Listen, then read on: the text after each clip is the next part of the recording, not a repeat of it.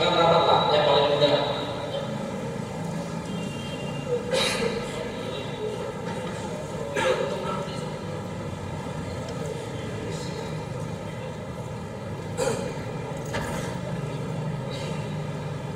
Bismillahirrahmanirrahim.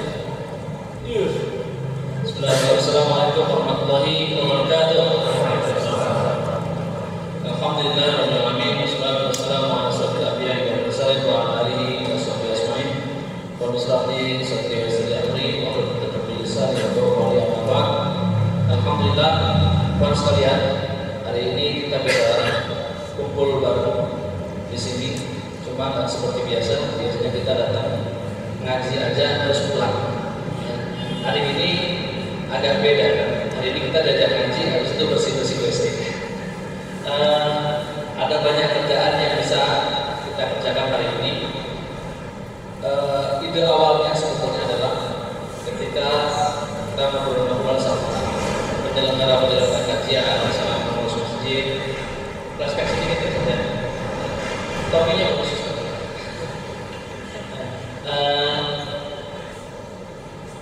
Pada awal dulu kita membangun Masjid Asra, ini ada Pak Faryal. Pak Faryal ini ketua Masjid Asra. Silakan berdiri Pak Faryal. Barangkali nanti ada yang pinjam duit. Ini Pak Faryal. Iya, saya jadi kenalin juga. Jangan pinjam duit, biasanya kas masjid Pak. Ada satu ahli. Ada juga nih Pak Faryal ketua masjid.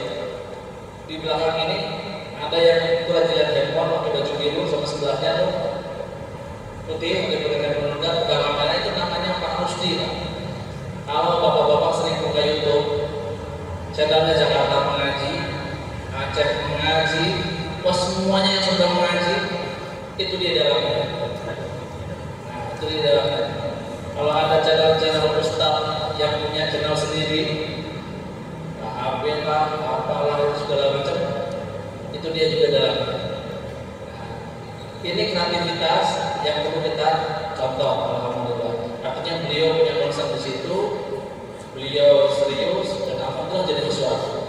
Nah, kita semua bisa dengan konsep kita masing-masing.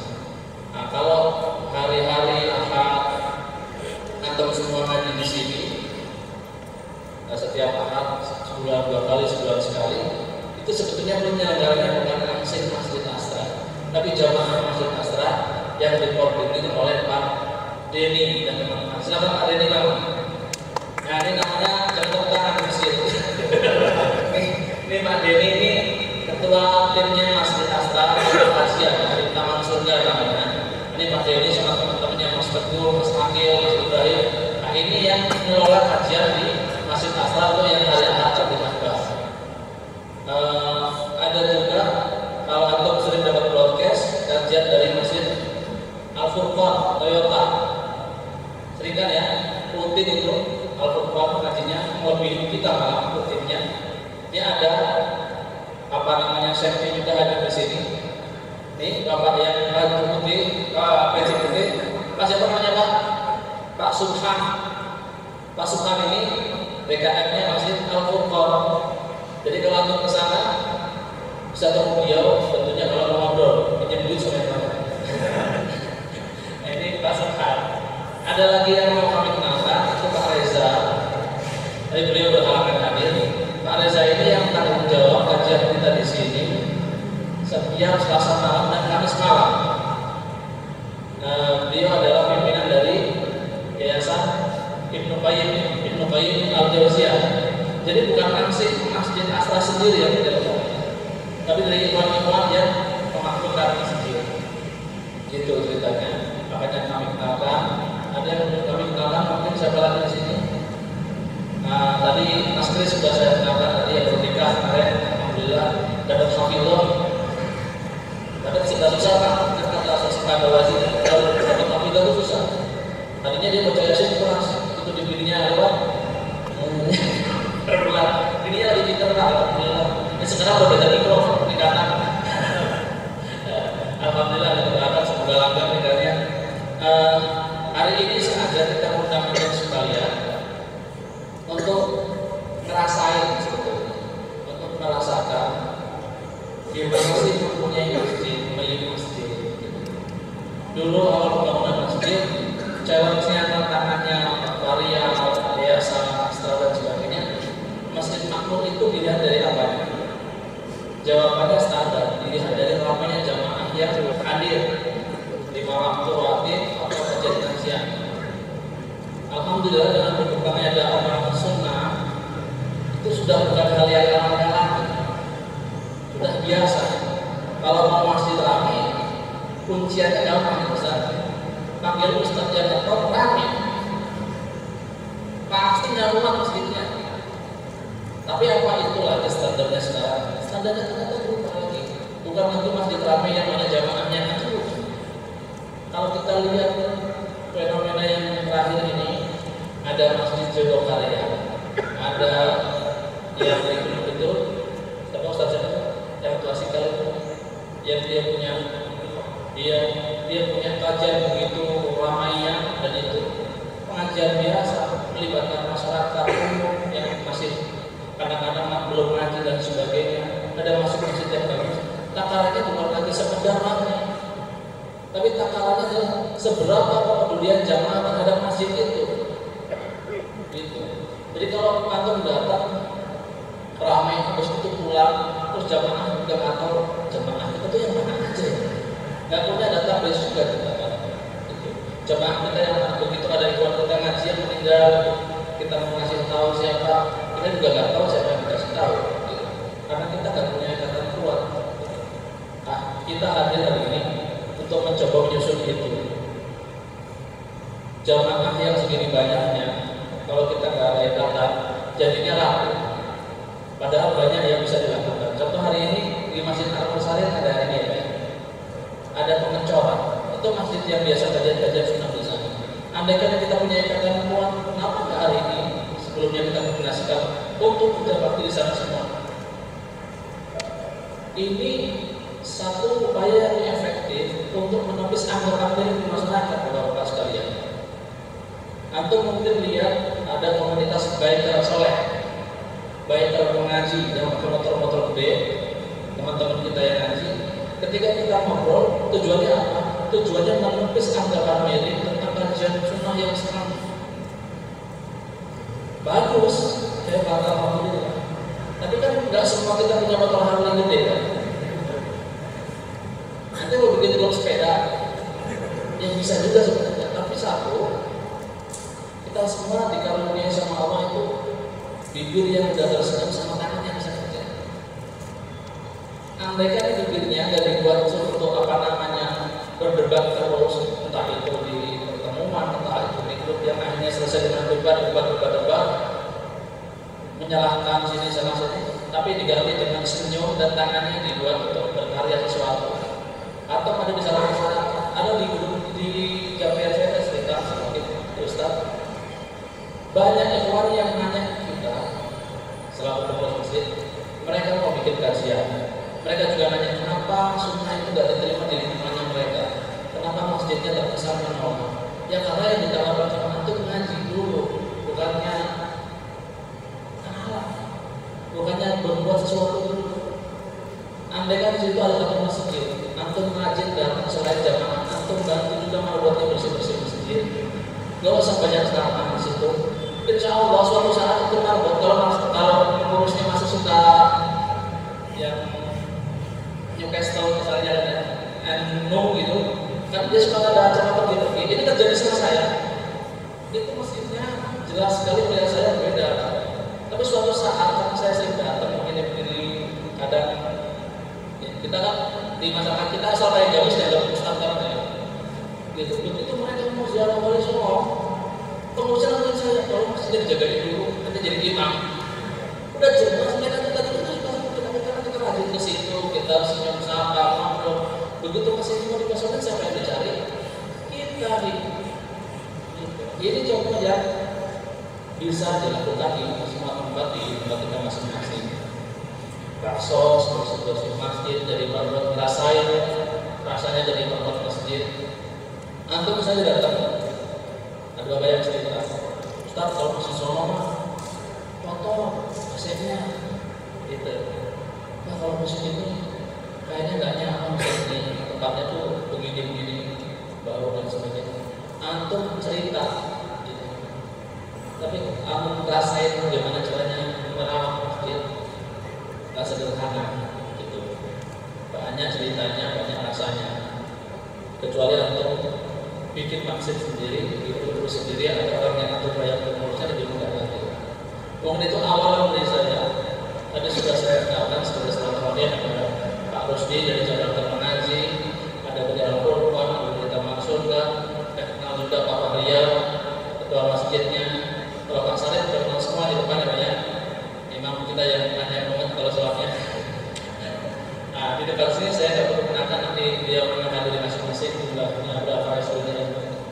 Pribadi aja lah ya Ustaz ya. Ustaz Ali hari ini tampilannya luar biasa. Jarang dia pakai topi begini. Ini topi anaknya. Oke. Sebagai awal saya mohon Ustaz Zainuddin untuk memberikan. Ya, kita tunjukkan dulu saya ada dah. Iya, Ustaz Ali datang dulu. Siapa lagi? Oh iya.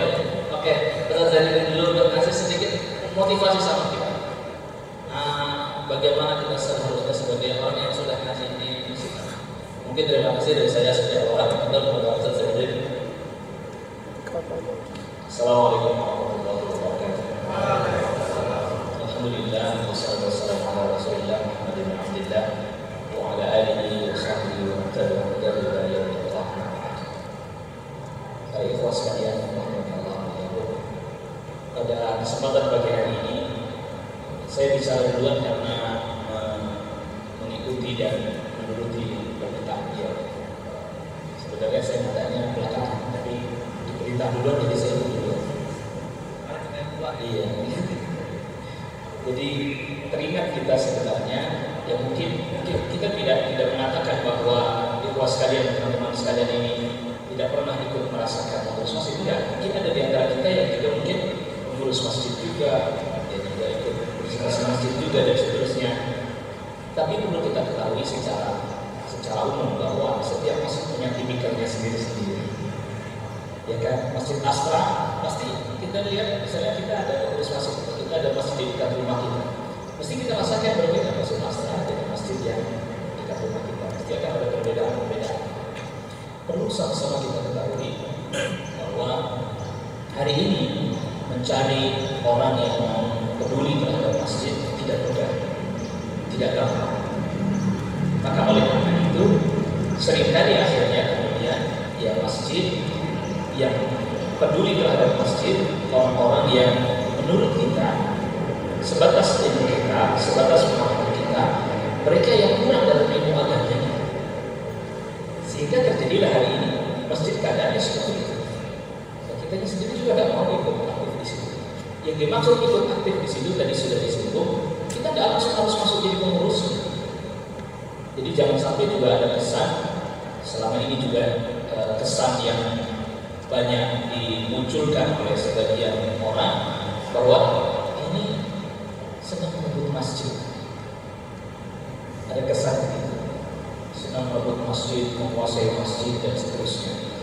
Karena terkadang kita tiba-tiba datang, lalu kemudian datang sama pengurusnya, Pak, kami bikin kajian dong. Sedangkan kita sendiri tidak berusaha untuk menunjukkan kontribusi kita kepada masjid atau kepada kaum muslimin sekitar, masyarakat sekitar. Secara umum kondisi kaum muslimin hari ini lebih banyak tidak tahu dibandingkan sudah tahu. Alhamdulillah pun kajian sudah banyak dan seterusnya, tapi kebanyakan yang belum tahu dibandingkan yang sudah tahu. Lebih banyak yang belum tahu. Bagaimana mereka bisa tahu? Mereka bisa belajar, mereka mau bisa mengikuti seperti yang kita alhamdulillah sudah belajar. Sedangkan kita sendiri tidak menunjukkan bagaimana kontribusi kita kepada masjid sekecil apapun. Bahkan kendati pun kita tidak tercantum mana sebagai pengurus, tapi kontribusinya tetap harus ada, perannya tetap harus ada. Teringat dengan satu kisah Rasulullah SAW. Mungkin kita sebagiannya sudah mendengar hadisnya tentang seorang wanita yang dia memiliki kontribusi yang begitu besar terhadap Masjid Nabawi. Dia membersihkan masjid. Itu gak ada yang suruh itu. Gak ada yang suruh. dia nggak disuruh, dia tidak diberi mandat apa-apa, tidak tercatat sebagai orang yang penting di masjid, tidak. Sebagian ada satu riwayatnya Baihaqi menyebutkan dia disebut dengan Ummu Mihjan. Kemudian juga di dalam kitab yang disebutkan oleh Al-Hafidz Hajar menyebutkan hanya disebutkan Mihjan, namanya Mihjan, perempuan, wanita, dan bahkan tidak diketahui ini nasabnya dari mana, keturunannya apa dan seterusnya. Pokoknya wanita yang berkulit hitam, imra'atun sauda. Orang dia tidak dianggap, dia tidak dianggap karena siapa yang menganggap dia, siapa yang mengenal dirinya? Tidak ada yang kenal dia siapa.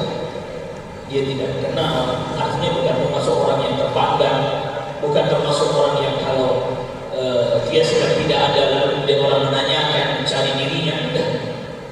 Tetapi dia taqumul masjid. Dia itu mengikuti bersih-bersih masjid, ada sampah dibersihkan. Dan itu berarti mestinya setiap kita punya tanggung jawab yang sama seperti itu. Bukan hanya mabuk saja. Sampai akhirnya kemudian wafat. Malam hari wafat, yang lalu kemudian oleh para sahabat lalu kemudian diurus jenazahnya sampai dikuburkan, disalatkan dan dikuburkan. Ketika Rasulullah SAW tidak diberitahukan tentang wafatnya Ummu Mihjan ini, Rasul ternyata sudah tidur. Sehingga kemudian para sahabat sungkan untuk membangunkan beliau SAW.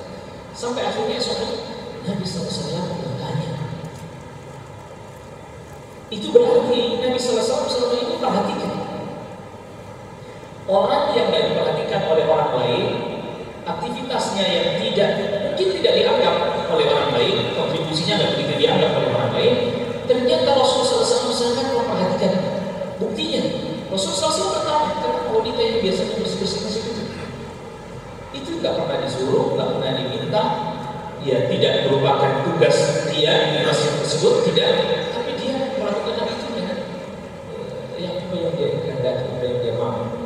Kalau kita sering menyebutnya dengan sukarela, dan ternyata mendapatkan perhatian khusus dari Rasulullah SAW. Buktinya Rasulullah SAW sampai bertanya, kemana wanita yang biasanya membersihkan masjid, nyapu masjid, kalau bahasa kita. Jadi kemudian diberitahukan oleh para sahabat bahwa dia sudah wafat semalam Rasul. Kami hendak membangunkan Anda, kami sudah. Lalu kemudian Rasulullah SAW bersabdakan, tunjukkan kepada bagaimana kubur. Yang lalu kemudian Rasulullah SAW mendatangi kubur Ummu Mihjan, yang lalu kemudian menyolati Ummu Mihjan, mendoakan bahkan. Ya, karena Rasulullah SAW bersabdakan, inna hadhil kubur mamlu'ah bi sahibiha hulmatan. Sesungguhnya kubur ini penduduknya mengalami kondisi kegelapan, mengalami kondisi kegelapan, dan Allah Subhanahu Wa Taala memberikan cahaya di kubur tersebut dengan sebab doa Rasulullah SAW kepada Ummu Mihjan. Itu di situ terdapat faedah bahwa kita seringkali beranggapan bahwa sesuatu yang kecil tidak begitu diperhatikan dan tidak dianggap. Tapi jangan salah. Terkadang sesuatu yang kecil itulah yang begitu besar kontribusinya. Sama seperti kajian. Tentu jangan kira bahwa kajian itu tentu biar bagaimanapun setiap kita punya peran. Jangan kira bahwa ustaz adalah dia juga tidak bisa bagaimana kajian.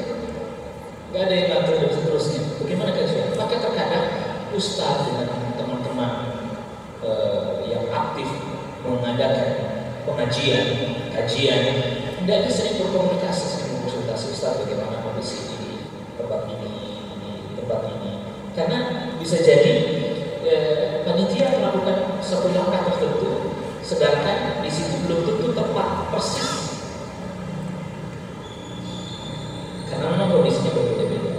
Maka tadi, alhamdulillah kegiatan pagi hari ini walaupun dengan santai, relax seperti ini, kita ikut sama-sama memastikan bahwa Masjid Astra ini tempat kajian kita. Tolong dijaga. Ya, dari sisi fisiknya, dari sisi lahirnya, kita sekarang alhamdulillah bersih-bersih dan seterusnya. Dari sisi fisiknya, dari sisi lahirnya, kan kita juga yang pakai, ya kan? kajian, kalau masjidnya rapi, masjidnya bersih, toiletnya bersih, wangi, harum, kita juga yang senang. Emang siapa yang senang? Kan kita juga, nanti kita yang menggunakan kita, yang memanfaatkan kita. Jadi kita yang pakai, kita yang bersihkan, kita yang merawat, kita yang menjaga. Secara fisik juga sama. Secara fisik. Yang kedua dari sisi batin, kenyamanannya, hubungan antar jamaah, interpersonal,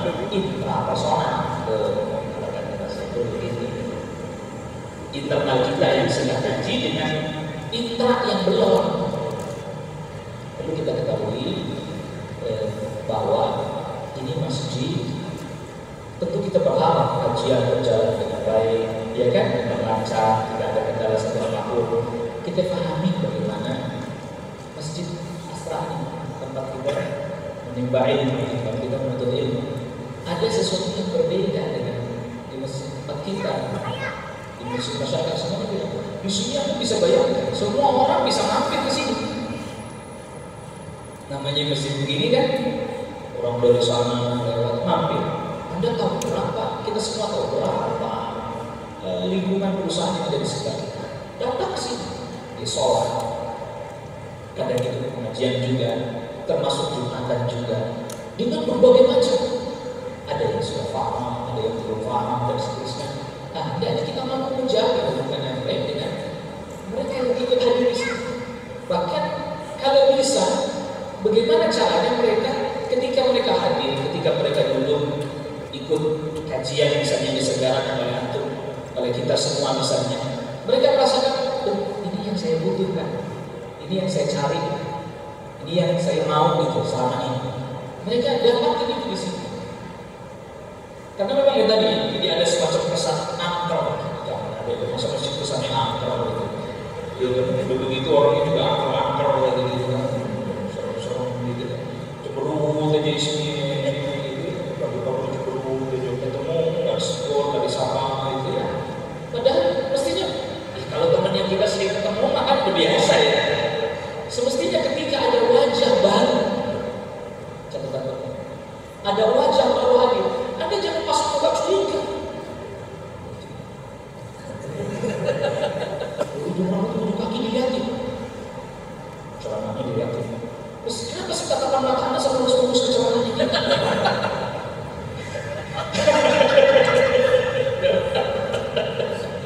Kenapa sih harus begitu? Ya memang belum paham, belum ngerti. Sabarlah. Oh ya, belum paham. Sabarlah untuk menjelaskan itu. Langsung aja gitu. Padahal mestinya seperti itu yang harus kita lebih apa ya? Oh, siapa nih? Dari mana? Siapa namanya? Kok saya baru lihat? Kok saya baru ketemu ya? Ya kayak kenal dekat aja gitu. Gak apa-apa, itu gak apa-apa. Tapi harus dia duduk di masjid bersama. Biar nyaman dia duduk. Jangan terus dia asing, ya asing. Yang kiri, yang satu sini, cotot. Itu harus bapak. Akhirnya kemudian saya jadi merasa asing. Karena belum paham. Sekali lagi karena belum paham. Kita harus betul-betul berusaha memahami kondisi. Yang jelas ini kontribusi kita mesti ada di satu kaum, di masyarakat. Walaupun kecil, walaupun orang nggak menganggap, satu saat nanti kita akan mengambil hasilnya. Tapi nggak usah berharap hasilnya di belakang, nanti mana ntar aja nanti kita. Yang penting gimana menanamkan benih baik, walaupun sedikit. Apa yang kita mampu, apa yang kita bisa. Ya, apa yang kita mampu, apa yang kita bisa. Sampai tadi disebutkan, nggak perlu harus penuh banyak di mana-mana. Tapi dengan yang sedikit itu kemudian kontribusinya kelihatan. Sedikit, tapi kontribusinya kelihatan. Orang, dia peduli sama masjid. Oh, dia perhatian sama masjid. Oh, dia mau ikut membantu aktivitas di masjid, bersih-bersih. Ya. Tentu sekali lagi bukan kita kembali kepada prinsip dasarnya. Yang kita harapkan tentu ridho Allah, berharap wajahnya Allah, berharap pahala Allah SWT. Tetapi yang kita harapkan bukan pujian manusia, bukan sanjungan manusia, tetapi semestinya itulah yang memang kita lakukan. Jadi jangan sampai salah paham ini ya. Jadi masa saya kemudian jadi bersih-bersih agar supaya dianggap punya kontribusi. Bukan itu, bukan. Bukan. Sekali lagi jangan salah dipahami. Tetap karena Allah SWT. Nah sekarang kita coba lakukan itu dalam bentuk yang lebih aktual. Bukan hanya sekedar mendengarkan ceramah misalnya. Dan itu alhamdulillah kita mendengarkan kajian ilmu bagus. Tapi kita coba manage, kita coba dalam bentuk format yang lebih aktual. Ini kita kasih tahu begini, yuk coba kita kerjain sekarang. Kita beritahu begini, yuk coba kita tunaikan sekarang. Kita sampaikan begini, yuk coba kita amalkan dan kita laksanakan sekarang. Semampu kita, sebisa kita. Alhamdulillah, ini katakan teman-teman sekalian, ikhlas sekalian sedang berkumpul dari berbagai macam elemen. Berbagai macam elemen. Dari berbagai macam elemen, insya Allah. Itu klasik kan juga. Ya, alhamdulillah berbagai macam elemen duduk bareng bersama, terus kemudian melakukan aktivitas yang sama yang bareng. Jadi jamaah, panitia kajian, pengurus masjid sama bareng-bareng, saling berbicara, saling mengingatkan, saling menginformasikan. Saya satu cerita ini benar-benar membekas pada saya. Boleh saya ceritakan? Ya cerita. Tentu tidak saya sebutkan. Ya itu tadi ada khatib berkhutbah. Kita berjamaah di sini. Ya kita tahu mesin kita ini di mesin asal masih ada latar belakang yang berbeda. Selesai itu tiba-tiba ada salah seorang ikhwah selesai khutbah Jumat masuk ke kamar ruang terus langsung mengkritisi sang khatib dengan cara yang kurang patut. Ini bukan cara yang tepat. Kalau nggak kasih masukan, kita kasih masukan yang lurus. Pak, saya boleh kasih saran begini. Oh iya, sudah cukup. Ini tidak langsung datang ustaznya lalu kemudian ustaz ngomong demikian. Allah musta'an. Bukan begini caranya. Amar ma'ruf nahi munkar itu ada ilmunya lagi. Ada caranya. Bahkan kalau dipelajari lebih mendalam, bahkan ada tahapan-tahapan. Dijelaskan itu oleh para ulama. Ada Syaikhul Islam Ibnu Taimiyah, bahkan secara khusus dari salah membahas tentang al-amru bil ma'ruf wa nahy anil munkar. Dijelaskan, bukan begitu caranya. Ketika kita sikapnya kayak begitu, lalu kemudian di masjid kita misalnya dekat rumah, kita merasa ada yang tidak cocok, langsung bicara dengan cara yang kurang baik, kurang sopan. Ustaz tadi bicara begini, itu tidak benar misalnya. Jelas ini tidak diperkenankan. Ini jadi catatan penting, terikat terus. Karena ada tentu mungkin bahasanya yang digunakan sekarang gitu ya. Itu omong, saya nggak katakan cuma itu omong. Mungkin karena semangatnya yang begitu untuk membuat dia melakukan hal yang seperti ini. Tetapi kemudian kita yang khawatirkan kemudian ini dampaknya ke belakang. Kok ini katanya udah ngaji, kok kayak begitu sih gitu. Kok caranya demikian sih? Apalagi minggu debat Allah Ustaz. Kita bisa semua. Kita ini baru belajar jadi penuntut ilmu, baru belajar. Jadi penuntut ilmu ini kita baru belajar. Belum jadi penuntut ilmu yang beneran. Kita baru belajar jadi penuntut ilmu. Bahkan bersikapnya seperti orang yang sedang belajar menjadi penuntut ilmu. Sabar, setahap demi setahap. Tidak memasuki wilayah yang memang dia belum memahami, dia belum mengerti. Tidak melakukan sesuatu yang memang itu bukan kapasitasnya. Itu sudah tahan dulu. Konsultasi, tanya, di sini ada penulisnya, tanya bagaimana. Sudah selesai, sudah. Terima kasih saya sudah berkenan menyampaikan sekarang. Udah selesai. Dan pengurus nanti mempertimbangkan langkahnya apa yang mesti dilakukan dan seterusnya. Alhamdulillah. Kalau begitu kan kondisi kenyamanan, kondisi ketentraman batin tetap terjaga. Kita ingin supaya kajian itu bisa diterima secara kontinu. Bukan dadakan jebret hilang, dadakan jebret hilang. Gimana orang bisa terima kalau dia duduk terus Allah Rabbul Alamin akan bukakan. Oh iya. Tapi kalau sekali hilang, habis itu tidak ada pengajian lagi. Tapi sekali itu tidak ada pengajian lagi. Tolong dijaga. Ini tempat kita menuntut ilmu. Alhamdulillah kita sudah diberikan tempat, diberikan peluang, diberikan waktu, diberikan kesempatan untuk bisa mengadakan kajian di masjid ini. Alhamdulillah. Tolong dijaga.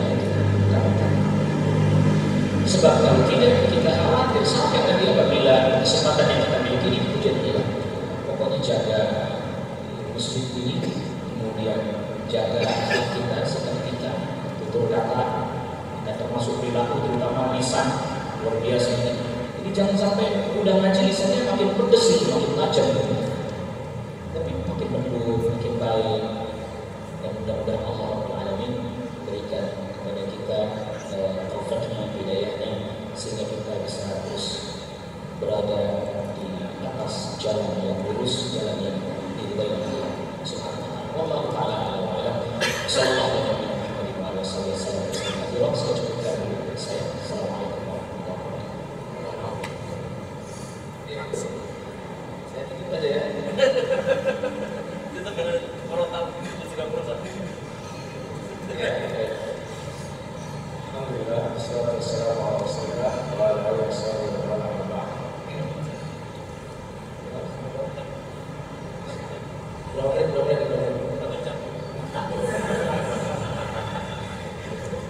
Ya, ikhwan sekalian, ya tadi kita sudah terangkan, ya mulai dari pencerahan pertama sampai pencerahan yang kedua. Ya, kita dapat banyak faedah ya, baik dari Al-Fadhil Ustaz Ibnu Khuzairi maupun dari Al-Fadhil Ustaz Saiful kan. Alhamdulillah. Ini saya mau bicara apa lagi? Yang saya ambil dari pembicaraan pertama itu tentang keterkaitan kita dengan masjid, ya, keterkaitan kita dengan masjid, di mana sebuah hadis dari Rasulullah SAW, sab'atun yudhilluhumullah fi dhillihi yawma la dhilla illa dhilluh. Ini teringat kita. Dimana Nabi mengatakan ada 7 golongan yang dinaungi oleh Allah pada hari kiamat, di mana waktu itu manusia butuh naungan dan tidak ada yang bisa memberi kecuali Allah. Nah, disebutkan dalam 7 golongan itu waktu firofi rajulun qalbuhu mu'allaqun bil masjid. Itu seorang yang hatinya selalu terkait dengan masjid. Murad, yaitu ya terkait dengan masjid. Maka orang kita nyebutnya marbot. Ya, karena terkait. Jadi semua kita kalau selalu ingat dengan masjid, maka kita semuanya marbot. Karena selalu terkait dengan masjid. Hanya saja ada marbot yang khusus, ada marbot yang umum. Marbot yang khusus ya, yang didaftar, ya. Ada pengurus ketuanya ini, wakilnya ini, ya. Imamnya ini, kemudian muazzinnya ini, yang membersihkan masjidnya ini semua. Nah itu ya yang khusus. Yang umum semua berjamaah, yang merasa dirinya terkait dengan masjid, itulah marbot masjid. Ya. Dan tadi sudah jelaskan juga bagaimana seorang wanita yang menjadi marbot masjid dengan sukarela. Dan kita semua mesti seperti itu. Mesti merasa bahwa kita marbot masjid, terkait dengan masjid. Tidak boleh seorang ketika masuk masjid ada yang kotor dan dia mampu membersihkannya, dia biarkan. Ya, apalagi ya,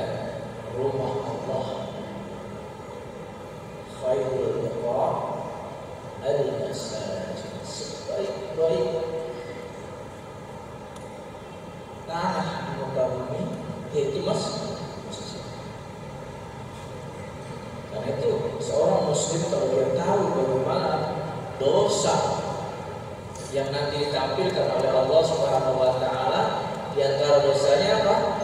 Dosa mengotori masjid. Pernah Al-Imam Al-Bukhari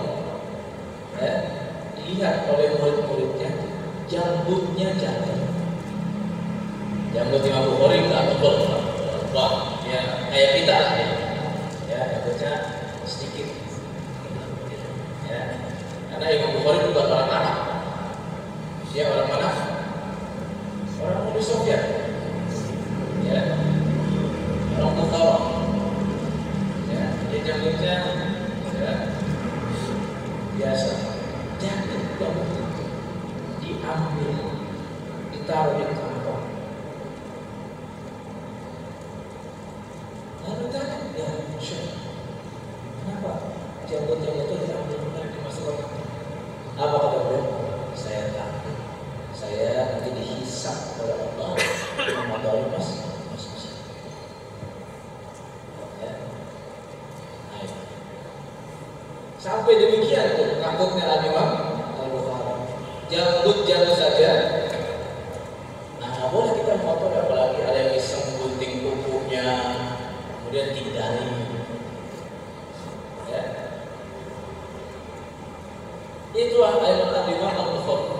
Bagaimana dia memuliakan masjid. Nah, apalagi kita nanti ini mau bekerja sama membersihkan masjid istimewa menjelang Ramadan. Ya, luar biasa. Ya, karpetnya dibersihin, ya, sehingga tidak ada lagi kotoran.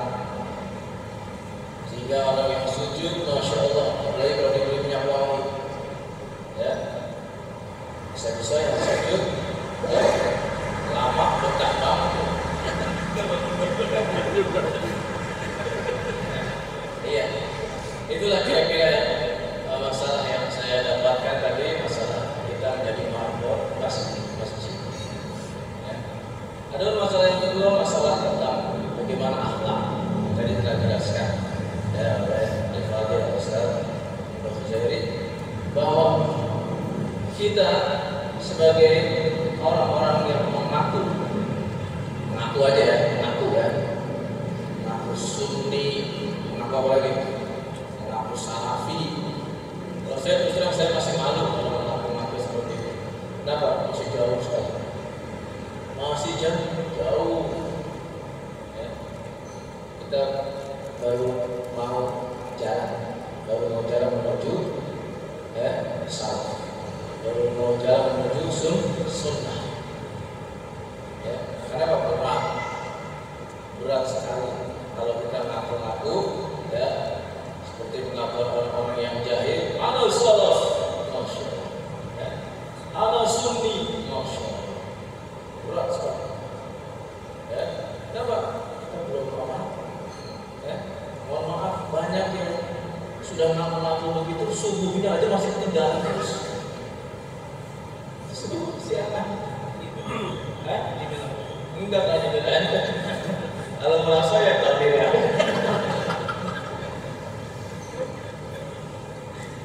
Ini ngaku-ngaku, masya Allah, ngaku-ngaku salaf, ya, Quran, masya Allah, nggak pernah baca dia. Ya kan banyak ngaku-ngaku. Ya, mereka kaum salaf itu biasa menghatamkannya 7 hari.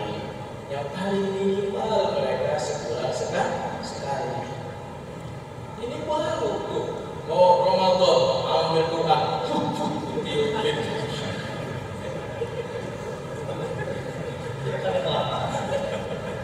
Ambil 60. Dia makanya berat ngaku-ngaku seperti itu. Ya, maka itu ya ilmu. Setelah ilmu apa? Setelah ilmu amal. Ya. Lalu kemudian kalau kita ingin supaya sukses dakwah kita, maka harus ada tajribah. Kata Muawiyah radhiyallahu anhu, la halim illa bil tajribah.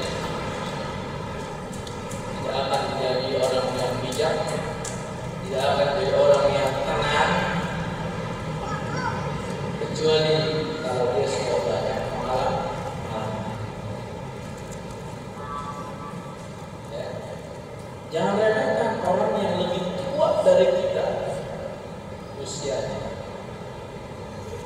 Kita dapat ambil dari orang yang lebih tua apanya? Pengalaman. Jangan remehkan orang yang suka pergi-pergi muter-muter ke seluruh penduduk. Ya. Kita ambil apanya? Pengalaman dia. Pengalaman dia sangat berharga. Antum misalnya, ya, mau dakwah di suatu tempat, ya, antum harus periksa di situ sudah pernah ada yang dakwah atau belum. Kalau sudah pernah ada yang dakwah, nah datang dulu ke orang yang pernah dakwah, tanya bagaimana dakwah di sini, pengalaman dia bagaimana. Ya. Setelah kita tahu banyak pengalaman, ambil yang baiknya dan tinggalkan pengalaman yang buruknya.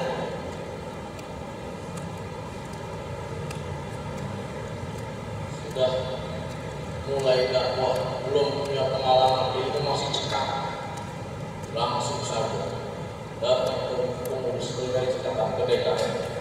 Kita ada waktunya, saya panggil Ustaz. Dan nanti ini mesti jadi ramai. Ayo panggil Ustaz. Ustaznya juga nggak dikasih tahu lagi bahwa masalahnya daerah Pak begini. Dipanggil saja. Ya, diumumkan saat kodok menjurunya dunia. Akhirnya ramai, betul ramai. Ya, datang orang. Sehingga apa? Saking ramainya yang ngaji orang luar semua. Kenapa? Karena orang yang di dalamnya, yang sekitar masjidnya mau ngaji dari minder. Kenapa? Satu persatu mereka pergi. Siapa ini? Dia nyari temannya. Wah, saya nggak ada teman di situ. Tangga-tangga yang di sini nggak pada ngaji. Keluar kalian. Lihat orang jenggotan semua. Lihat orang hatinya cimplang semua. Akhirnya apa? Datanglah orang yang hasan. Wah, ini kelompok apa ini? Disitulah diambil kesempatan. Akhirnya tadi yang dibilang sekali jebret, udah, ya, selesai. Besoknya lagi dilarang. Kenapa? Ambil pengalaman dulu bagaimana? Ya. Jangan kita langsung saja lihat kondisi masjidnya, ada nggak tempat parkirnya? Tempat parkir nggak ada, akhirnya apa? Parkir di muka rumah orang di sekitar masjid. Orang mau kerja, orang mau pergi keluar, nggak bisa keluar, akhirnya di komplek. Habislah. Besok lagi, ya, nggak ada izin buat kalian lagi. Harus punya pengalaman. Bagaimana caranya? Dia bikin pengajian, silahkan bikin pengajian. Tapi yang diundang suruh ngaji warga terlebih dahulu, pengurus masjid terlebih dahulu, supaya dia paham apa. Kita kan sedang menawarkan tahap awal kan? Ya, sedang menawarkan produk. Dia langsung diundang. Akhirnya fitnah, mau menyebarkan sunnah tetapi tidak hikmah, maka yang jadi malah fitnah. Kita juga jadi ikut susah.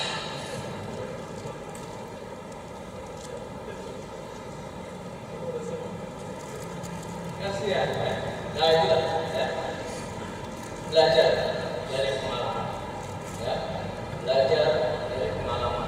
Sebetulnya sudah diajarkan oleh Al-Quran dan Sunnah. Mengapa Nabi SAW, ya, dalam Al-Quran terus diberi, ya, motivasi dengan pengalaman. Diceritakan bagaimana Nabi Musa menghadapi Bani Israel. Diceritakan bagaimana umat terdahulu mendapatkan ujian-ujian. Untuk apa?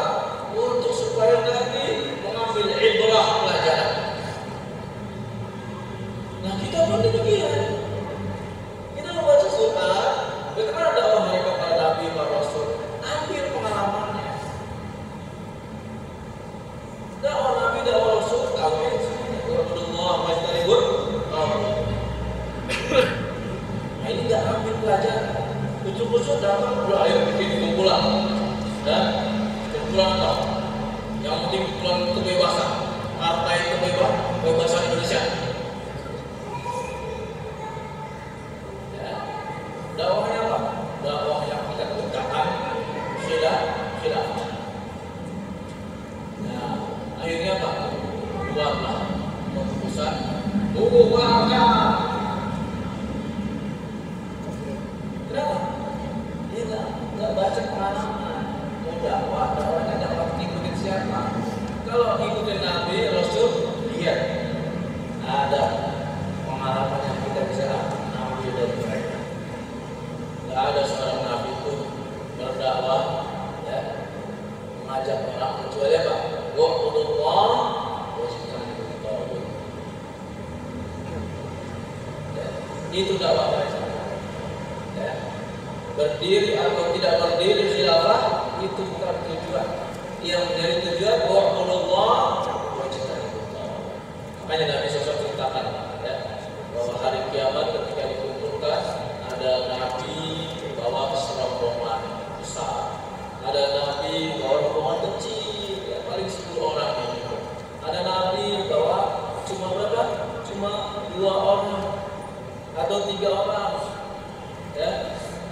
Dia cuma bawa 2-3 orang. Ada Nabi bawa diri sendiri. Sukses tidak dia dalamnya? Ya sukses. Sukses kenapa? Selamat dirinya dari api neraka. Aman zurzi'a 'anil nar wa udkhila al-jannah faqad faz. Siapa yang selamat dari api neraka masuk surga, dia sudah sukses. Itulah kesuksesan. Ya. Kita mau sukses, baca pengalaman di Al-Quran. Nabi dan Rasul bagaimana? Ya. Nah, sayangnya orang-orang kita yang tidak baca Al-Quran dengan baik dan benar, nggak ngambil pengalaman para Nabi dan Rasul. Ya. Walaupun detailnya sudah banyak, ya, doktor, apalagi MA, LC, apalagi ST, dan banyak sudah gelar, ya. Tapi apa? Dakwahnya itu tidak ambil pengalaman dari bertahun-tahun.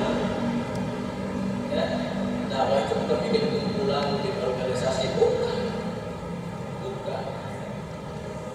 Ya, keliru kita kalau dakwahnya bikin kumpulan. Makanya ini saya nggak setuju kalau nanti ini jadi kumpulan, ya, jadi kumpulan apalah, ya. Tapi yang kita sepakati itu berkumpul untuk menuntut ilmu. Tidak ada misalnya kumpulan lagi, kumpulan orang mobil, kumpulan orang motor, ini kumpulan orang sepeda. Ini kan sudah bagi-bagi strata. Yang kaya, yang sedang, yang gembel, ya. Nggak boleh sama maju sama. Ya, jangan bikin kumpulan mu'alaf misalnya. Jangan. Sama yang ngaji banget semua. Nggak ada di zaman Rasulullah. Ini yang baru-baru besar, ayo kumpul di sini. Nggak ada barang ngaji semua. Ya, nggak ada kumpulan gitu. Ada lagi yang baru-baru kumpulan apa namanya, satpol, ya, satpol sunnah. Apa ya? Bangsa sunnah.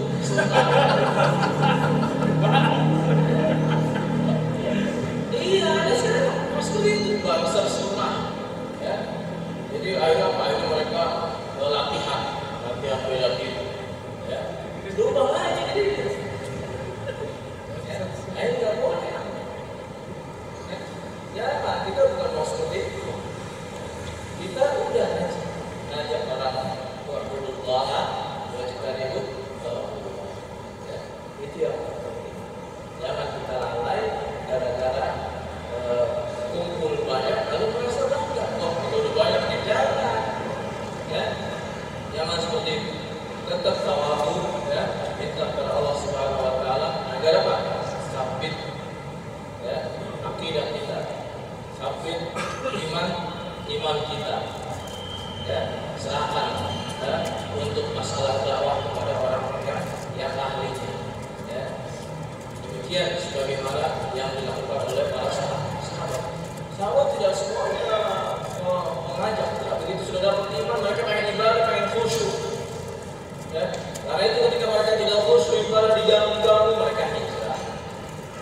Ya, saya kira ini terlalu banyak hijrah nggak bagus ya.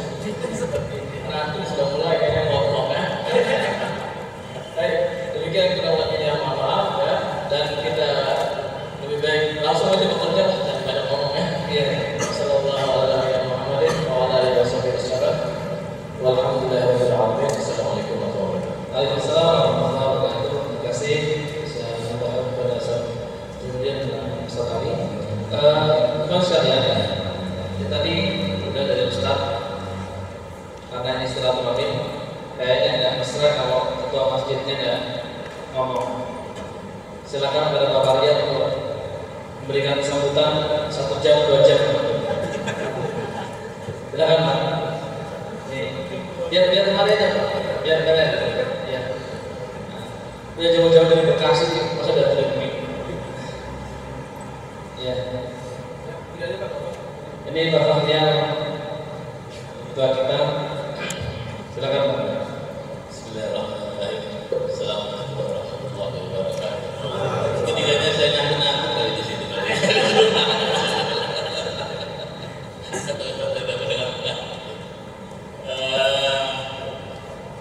Satu kebahagiaan bagi kami bisa kumpul hari ini, bisa ngobrol di masjid. Sebulan yang lalu ya, masjid sepak bola, masjid dan ada yang ngaji, jangan ngaji aja misalnya, bersih juga harus bisa ada. Kita setelah itu kita makan tongseng bersama. Boleh juga. Padahal di rencana kerja tahun ini nggak ada. Langsung aja. Tapi karena idenya kreatif, ya, sesuatu yang out of the box itu di luar kebiasaan, oke lah. Kita siap dari sini. Jadi ya berjalanlah acaranya seperti itu. Tapi saya salah pos kata Ustaz tadi ini ada yang soleh ada yang dari ini. Ustaz tadi di top itu kan bapak boleh nih Pak, nah yang soleh salah pos menurut saya.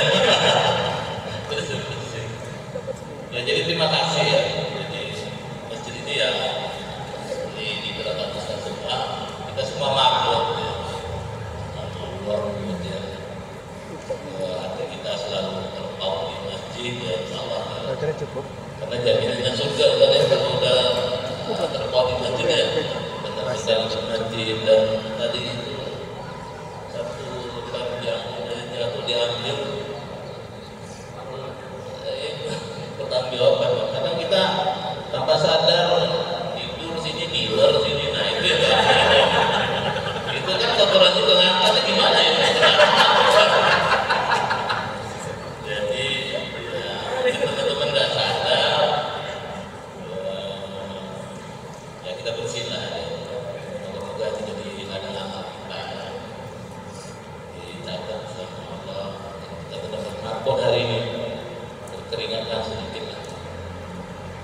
Jadi terima kasih atas kedatangan Ustaz juga sudah terima kasih. Jadi di masjid kita karena asranya aja yang kelola, tapi yang isi kita semua ya asranya aja yang kelola. Jadi semua kita yang ditambah kehadiran kita semua, mungkin masjidnya sepi aja. Sholat seperti di masjid-masjid di kampung itu begitu aja nggak rame 1, 2, 3 terus nanti stop, ada lagi ada 1, 2, 3 lagi. Tapi alhamdulillah masjid kita ini terima kasih atas misalnya sudah bersih di tempat. Terima kasih. Wassalamualaikum warahmatullahi wabarakatuh. Waalaikumsalam warahmatullahi wabarakatuh. Terima kasih Pak Aryan. Selanjutnya Pak sekalian, lanjut nanti kita ke teknis pelaksanaan kerja bakti. Ustaz silakan untuk kembali ke kantor dulu, jangan rumah masing-masing. Ustaz kerja juga kan? Mas Arif sama Pak Aryan silakan di sini untuk bagi tugas. Buat sekalian, perlu kami sedikit sampaikan buat tambahan pengetahuan. Di masjid ini pengurus itu cuma ada 4. Cuma ada 4 orang.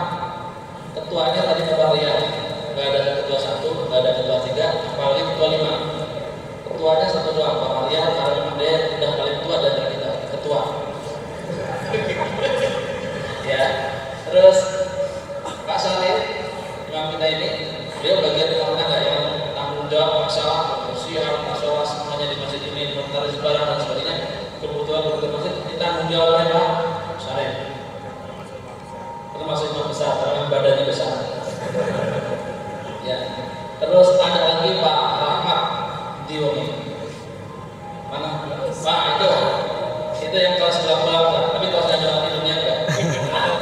Ini beliau yang menanggung jawab masalah administrasi, semua bentuk administrasi beliau, termasuk keuangan dan sebagainya. Jangan melihat masjid itu sekedar kayak masjid saya di kampung saya di Tegal, datang tentang amal itu habis itu pulang selesai, tiap tahun ada laporan ada apa. Di sini auditnya kayak audit eksternal dan ada annual reportnya setiap tahun. Jadi dipertanggungjawabkan itu. Ada pelaporan yang dilakukan kepada pemegang putusan terus dan sebagainya seperti di kantor-kantor itu pada umumnya. Ketua yayasan kita Pak Wahid Pamungkas, ketua pembina yayasan Amalia Astra itu Pak Sudirman. Pak Sudirman itu presidennya Daihatsu, presidennya. Dulu Pak Michael Muslim Muawal, sekarang diganti Pak Sudirman. Jadi laporan kita insya Allah profesional, dan kalau mau lihat tempat-tempat boleh lihat bentuk laporan kita. Contohnya kayak apa? Alhamdulillah ada beberapa teman yang mampir kemari di dalam bentuk laporan administrasi yang dibuat sama Pak Ahmad. Sedangkan saya sendiri bertanggung jawab masalah pelaksanaan ibadah dakwah, ngurus pengajian dan sebagainya, siapa yang harus bicara, apa namanya bentuk kemasan acaranya seperti apa, itu tanggung jawab saya. Nah ini mengurus Masjid Asra. Makanya tadi Bapak Silaturahim. Jadi kalau misalnya nanti mau komplain, jangan langsung ke ustadznya, saya dulu. Tadi yang diceritakan sama Ustaz Zainuddin betul terjadi. Pada khutbah Ustaz baru turun, ikhwan kita langsung masuk ke kantor, langsung serang ke Ustaz. Ustaz nggak bisa ini nggak benar, saya sudah singgung ini. Saya menolak ini. Langsung Ustaz udah langsung. Kenalin juga itu yang mau datang ke Mas Ganjar. Nah, karena lagi kenalan. Jadi Mas Ganjar silakan berdiri Mas Ganjar. Kalau untuk urusan zakat itu sedekah, jangan ragu-ragu urusan beliau. Beliau direktur zakatnya apa namanya Lazis Amalia Astra. Insya Allah laporannya jelas kan, gitu ya. Terjadi yang seperti tadi, langsung ke bawah dan tampilannya sama kayak tampilan kita yang mengaji sama kita. Ini kan masih tuh, langsung serang. Begitu ditanya masalahnya apa, sampaikan masalah. Emang bertentangan dengan apa?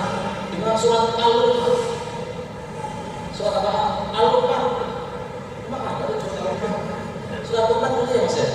Iya surat Al-Luqman. Gak tahu. Yang bunyinya kayak apa? Dia buka handphone. Yang dilihat bukan poster. Artinya begini Ustaz. Artinya ayatnya apa ayatnya? Saya nggak tahu kalau ayatnya. Ya, ini yang kayak ini bikin pusat citra pengajian. Gitu. Dan ini kita silaturahim biar kita saling kenal. Ya, saya kenal dan tidak kenal kesalahan yang sama di tempat pengajian yang lain.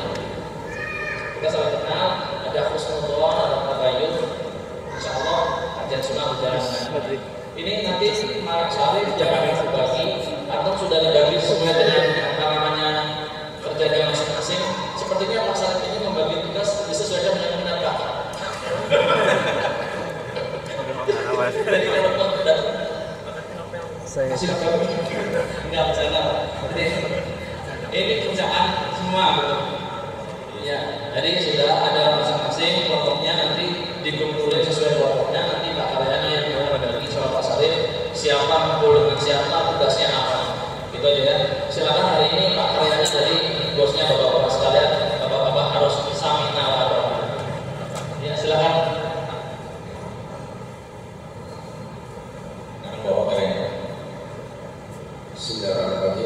Assalamualaikum warahmatullahi wabarakatuh. Terima kasih atas kehadiran ini. Langsung aja poinnya. Kita kerja udah ada bagian masing-masing. Terus satu harus hati-hati karena harus selalu komunikasi dengan anak. Untuk pembersihan kipas angin itu kan memerlukan stek. Jadi udah komunikasi terus, belajar kita ke depan nggak bisa gitu. Jadi harus ada komunikasi. Kalau asal dorong itu akan berbahaya. Itu terus untuk caranya kan ada fokus kalian itu jangan sampai ketabrak. Kalau ketabrak kita akan patah. Kalau patah kita itu gantinya mahal juga itu. Ya. Terus kipasannya juga kalau kena kipasan jangan harus miring atau ke depan ke belakang dan lain sebagainya. Ya yang dipasangnya sih lingkungan bawah aja, atas nggak usah. Atas nggak usah, cuma lingkungan bawah aja. Plus kipasannya yang bulat itu kan kita sematin semua. Insya Allah tercapai nggak usah tercapai nggak usah. Kita harus selamat utama. Untuk nanti yang ada ampere lantai 1, lantai 2, satu dalam resiapan ada 10 ya. Jadi sebelum ampere ya. Ampere jangan ambil dulu karena kita belum beresin kipas angin. Ngepelnya belakangan. Ngepelnya belakangan. Jadi kipas angin dulu, di semuanya selesai. Nanti kalau diimpel, angin kotornya ke awal lagi kotorannya. Ya jadi kipas angin dulu semua udah rapi. Yang saya kira itu kan ada 10 orang Pak ya. 10 orang. Jadi yang di bawah pegangin pakai kaki itu ya pegangin orang nanti apa 2 orang bikin kipas anginnya baru terjun yang yang pelnya disapu dulu baru dipel ya. Taman yang di belakang juga itu samping kantor ya itu banyak kamar-kamar gitu, sapu lidinya bersama ada 20 itu dibagi tugas masing-masing. Sama yang di luar ya tugas yang pertama ada 10 orang ya, ada 10 orang yang di luar pagar luar ada 10 orang ya. Tolong di selangnya juga ada, kita siapkan juga ya, langsung disemprot itu disapu ya, sapu dan disemprot. Untuk soal itu kan ada pasti itu, nah itu harus hati-hati juga, harus ada sabar-sabar. Karena pakai kanebo itu nggak sabar-sabar. Yang penting tentunya enak. Terus yang terakhir harus ada komunikasi. Semuanya kan kalau nggak tahu hanya contoh ada Pak Sugeng ada Pak Karya ada. Ya terutama yang dekat-dekat lah. Jangan ada Pak Karyanya ya saya sendiri. Kemudian saya harus nanya. Kalau nggak nanya ntar malah ada yang berbeda. Ya jangan sekedar nanya. Dengan sekian kalau nggak tahu nanya. Kira cukup sekarang. Assalamualaikum warahmatullahi wabarakatuh. Demikian ya opsi dari pagi tadi kurang jam 10 kurang 10 menit ya, insya Allah 10 menit kita selesai ya. Nanti ini hijab-hijabnya dipikirin oleh semua yang bagian tugas bawah yang pembatas ini dipikirin oleh semua. Ya itu dengan doa majelis subhanallah yang ketiga insyaallah dan Anda langsung ke kelompoknya masing-masing. Nah Mas, jadi kalau